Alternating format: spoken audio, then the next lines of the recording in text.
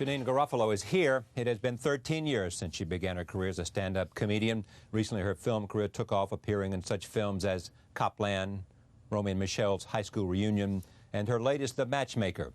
But stand-up comedy remains her first love. This past summer, she had her first solo comedy hour on HBO, and here it is. So anyway, I happened to be in Times Square last Christmas, and it's very touristy, as you know, and I'm walking behind a couple with the matching silk jackets that say Grease on them. And so the woman says to her betrothed or whatever, she says, hey, Ray, I just gave that hobo a quarter. A hobo, a real live New York hobo. Can you believe it? And I just wanted to say, well, you know, actually it's 1996 now. You know, this was last year. Politically correct term is Boxcar Willie. That's what they're comfortable with, is the Boxcar Willie. And you know what? He's going to take that quarter and go right back to his Hooverville and eat a can of baked beans out of that kerchief on a stick that he's got. You like watching yourself? No, I thought we were going to have to watch the whole. I was just saying the pace of that. I was saying, spit it out in my mind. It took me forever to get that phrase out. Now, why was that? Well, I think part of what was going on in my head, that was the second. We did two 70-minute tapings back-to-back with a 15-minute break. Yeah. And I think what my inner monologue was, did I say this already tonight or in this set? And I think that's what I was reading in my eyes. Yeah. Is stand-up still the first love for you? It is, and there's problems I have with stand-up too, but I do prefer writing my own material, speaking it. It's just 1 hour a night. You just show up in your clothes and you do it, and then you leave, and you get immediate response from the audience. You don't go through hair and makeup and wardrobe and wait for lighting for 8 hours to get a shot off and all of that nonsense. So you just go out and you do your material and you're off. Yes. And it's all about you. It's not about anything else. But actually, I don't know if it's maybe it is that ego motivated, but I mean, on any movie set, you have to negotiate a lot of personalities. A lot of personalities. And as a rule, 7 out of 10 actors have personalities that are a little bit difficult to negotiate. So. But you must like it because you're doing more and more of it, and you're now in bigger and bigger movies. I do like it because, well, regrettably, I have no other marketable skills. I don't know what else I would do. You know what I mean? I don't know where I would work. I go to Barnes & Nobles or something. But McDonald's, maybe. McDonald's, perhaps. I don't know. But it is a job opportunity that affords you the ability to travel for free and meet some very interesting people. And I've made some very good friends and met people and been places I would never go. And, you know, how many people can say, you know, for my career, I actually do what I wanted to do for a living? Well, but how about that? I mean, do you love the doing of it? Forget all the other stuff, negotiating with the actors and waiting in your trailer to be called. Do you love the sense of getting inside of a character and trying to somehow create believability? I don't know that I actually get inside a character. I don't know that I'm the biggest chameleon in the world.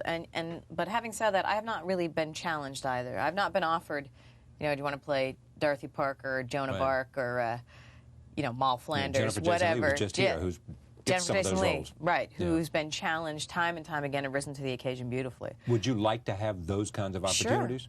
Sure, I would. Yes, I would. I would like to try it. Now, also, there's actually another part to that answer, is what I enjoy about movie making is actually not that part of it. What I like is sitting around shooting the breeze with the other people, like very late night when you do night shoots, like certain elements of it. I love working nights. I love like that 4 a.m. hour when it's like, because it is sort of like a family after 3 months. And you get in these great conversations, you know what I mean? Like, while you're waiting. About life. About everything. Right. That I like, sitting around smoking and drinking coffee at 4 in the morning with the other people. That's the kind of thing that I like, and being on location and stuff like that. You're a night person? Yes. I don't like to get up in the morning. What time do you get up? Well, I got to walk my dog. I got 3 dogs. I have to get up around 7 a.m. every day, no matter what. But you go back to bed, and then sometimes I go back to bed if I can for a couple hours. Yeah. How did this happen for you? This career? This show? This booking? This show business stuff. No, this, I know. This actual booking? You called up and desperately wanted to be on this program. Please, and we said let me do the Charlie Rose show. Yeah.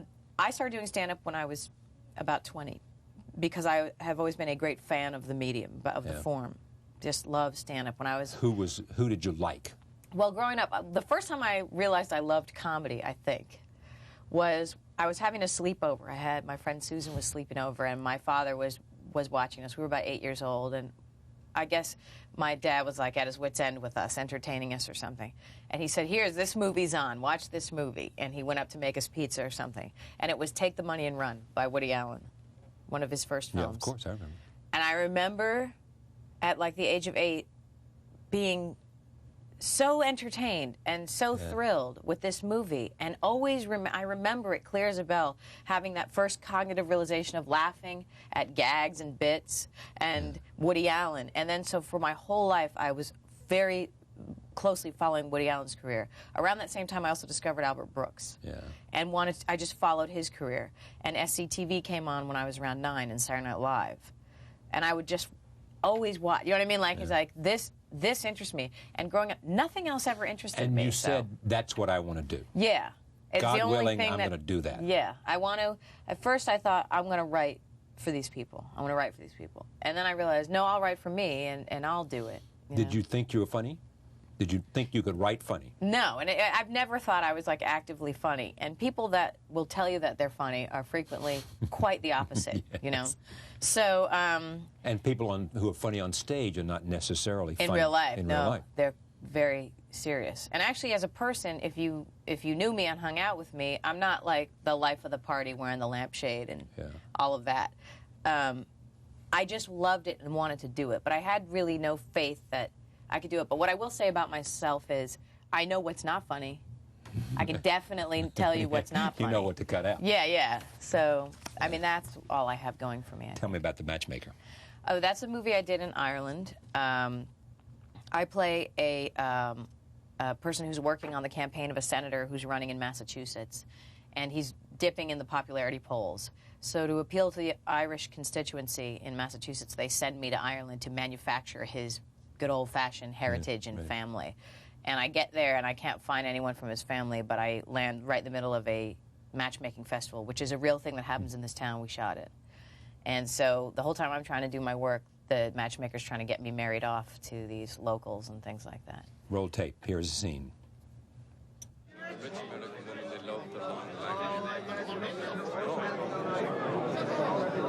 Hey, good turnout. Great turnout. Funny how it's all men, though.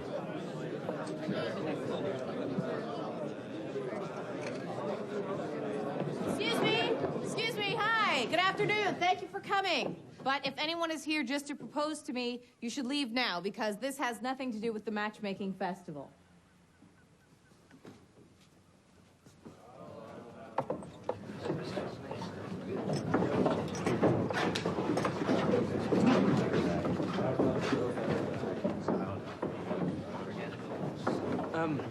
Did you say that anyone who wants to propose should stay here? No, I said everyone who wants to propose should leave now. All right, look, Jimmy. Worth a go. Cheese. That's it, yeah.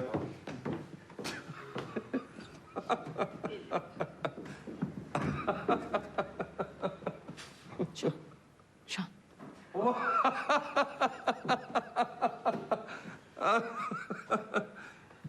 You know what? Your laughter is really irritating me. I'm sorry. You're funny. You think? Yeah. I have a really funny idea. Just take one of those bottles back there.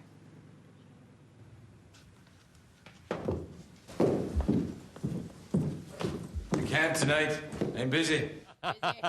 Busy. That's handsome David O'Hara. Yes. He's a You great like this actor. film? Did you like I do like this film. I really do like this film. And I don't know whether I like it because it's a good film or I like it because that's the best experience I ever had doing anything ever in my life, was living in Roundstone, Ireland. But it was living there more than Lived there anything. for 3 months. I'm still in touch with a lot of the cast members, you know, via the phone and fax machine. And it was a wonderful, wonderful 3 months of my life. How was Copland? Copland, how's that to do? That was fine, but it was one of the things I had very little to do with it. So whereas here I was in every scene, in Copland I'm in almost no scenes. Right. So you just kind of get your ride into New Jersey and Do get your your scene. ride out. Yeah, right. But Sylvester Stallone was very nice to me, and Jim Mangold is a friend He's of a mine. terrific guy, isn't he? Very nice. He was here with Sylvester and Ray and it was just wonderful to see this guy who had so much riding on this just handle the whole thing. Right. And to know the challenge he had with that much talent, Yeah. Carvey and the rest of them, and to pull it off. Right. You know, to pull it off and make it work. And he did. And he did. The Larry Sanders Show. How was that? That's really fun because Gary Shandling's a great boss to have in real life. The real Gary Shandling, not Larry. Who's is he the executive producer of the show? He's like the head honcho over there. He's like head writer, produces, what have you. But he's the most easygoing guy, as far as I'm concerned anyway. I don't know what the writers have to say about that. But he is very nice to work with, very present improvisationally. He will change the lines all the time and welcomes it when you do the same, which for me is always the funnest situation. Roll tape. Here's Larry Sanders' Show from 1997. Take a look. How long have we been going out? I don't know, 3 months? 4 months. Gee, time flies when you're having fun. What do you want out of this relationship? Guess the fun's over. I'm serious. I don't know, what do you want? I asked you first. Okay, I want it to continue the way that it is, except with more f***ing. Help me, Paula. What's wrong? What would you say if I told you I wanted to quit? I don't know. Are you quitting? Or if I said I wanted to have a baby? Oh, my God. Are you pregnant? No, but it's nice to see what your reaction would be. Look, we have to go to lunch quick because your blood sugar is dropping. How many of these clients would be up here if you and I weren't dating? Jesus, Paula, I'm not going out with you to get my clients on the show. That's good news. Then I guess you won't mind if I unbook Andy Kindler. You can't do that. He's booked. We've got a verbal contract. I just did it.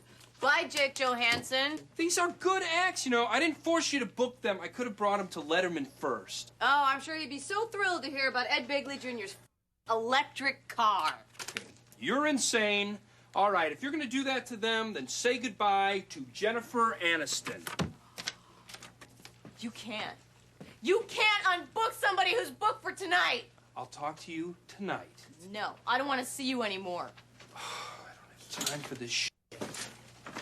This is the guy. You used to go out with this guy. I used to really go out with Bob Odenkirk in Yeah. real life. And then, lo and behold, he played my boyfriend on Larry Sanders. But now he's on his own TV show called Mr. Show with Bob and David on HBO, which is the best sketch comedy show I've ever seen. Suppose somebody came to you and said, Seinfeld, look what has happened to the Larry Sanders Show. Look what Gary did with that. Create a show for yourself. What would you create? I don't know, because I actually, you know, any comic will eventually get offered a sitcom. So, I mean, it's like, you know. So they're doing that now, or? I've been offered a development deal, I've been offered sitcoms, but I don't have in my head a story that needs to be told. I don't have, like, this show is fresh. I don't have an idea. If that idea were to come to me, I'm not a snob about the medium. I'll do a TV show that shoots out of New York. I just don't have the idea in my head, like, let's do this, or let's have this be the There's premise. nothing you're dying to say. Nothing I'm dying to say, no. Storyline. Like when people say, have you ever written a script? Well, no, I don't. And I wish more people felt the same way I did, you know, because you get so many mediocre scripts. It's amazing. Yeah. Why do you call your production company I Hate Myself Productions? Yeah. I don't know why. It's just a thing I say a lot. I don't hate myself. I'm not There's like... no self-loathing about There it. is. It depends on the day or the minute of the day. Yes, there's self-loathing occasionally. I mean, everybody goes through that. There's times where I'm very disappointed in myself for ways I've behaved or things that I've done. Or, you know, I'm always replaying embarrassing moments or things that I said, or like, oh my God, Why did I do that? Why did I do that? What got into me? Where was I? Yeah, and I relive it. You know, and I'll be like walking down the street, and I'll even like grimace when I'm walking down the street. You know, so I hate myself. And then I'll go, oh God, I hate myself. So I just call it the company. You got to call it something. So you said I hate myself. So I hate myself. Productions seemed like. Thank you for coming. Thank you for having. Great to have you here. Thank you. Thank you for joining us. See you next time.